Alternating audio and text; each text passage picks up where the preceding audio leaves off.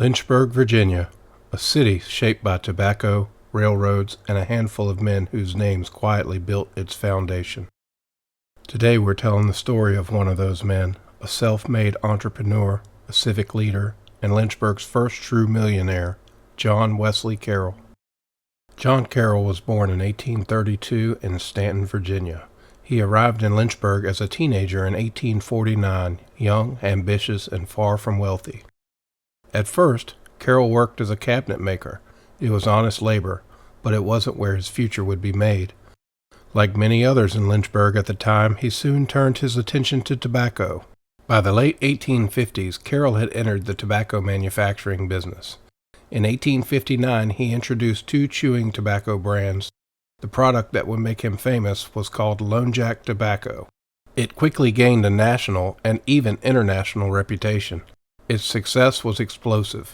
Factories expanded, shipments increased, and John Carroll's name became synonymous with quality tobacco.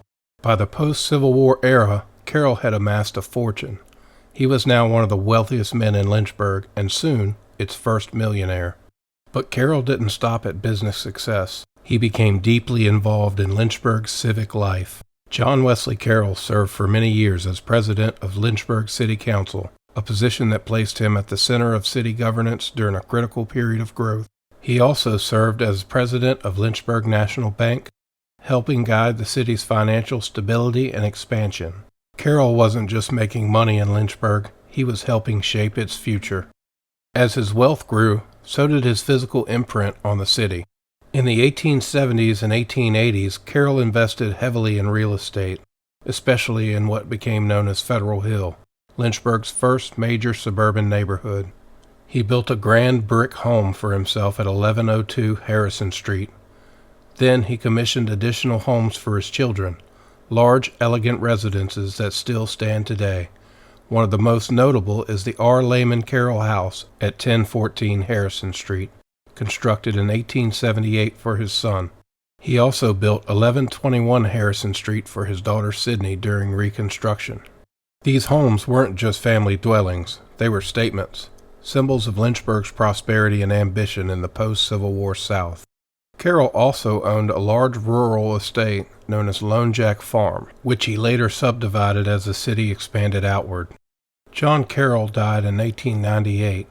By the time of his death, he had left an indelible mark on Lynchburg's economy, its neighborhoods, and its leadership.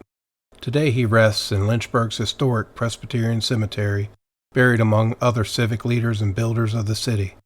His factories are gone, his tobacco brands are history, but his influence remains. In the streets he helped develop, the institutions he led, and the city he helped to transform.